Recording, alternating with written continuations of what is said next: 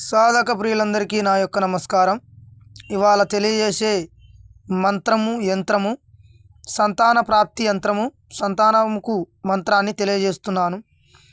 చాలామంది సంతానం కలగక ఇబ్బందులు పడి ఉంటారు.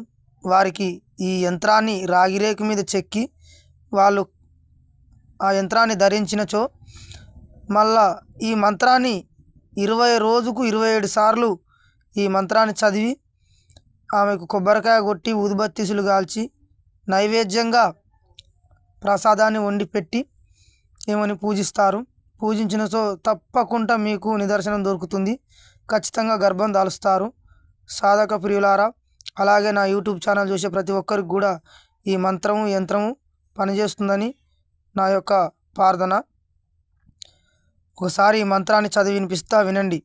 ఓం సంతాన ప్రాప్తి రెడ్డమ్మ తల్లి దివ్య దృష్టి ప్రదాయిని సంతాన వేదవతి ఓం అం రం రం నమో నమ. ఈ మంత్రాన్ని ఈ యంత్రాన్ని రాగిరేకి మీద కట్టుకున్న తర్వాత ఈ మంత్రాన్ని స్మరించాలి. మీకు అందరికి కూడా ఖచ్చితంగా నిదర్శనం దొరుకుతుంది. ఒకసారి అలాగే ఈ మంత్రాన్ని చూడండి, వినండి, చదవండి. మా ఛానల్ని సబ్స్క్రైబ్ చేయండి.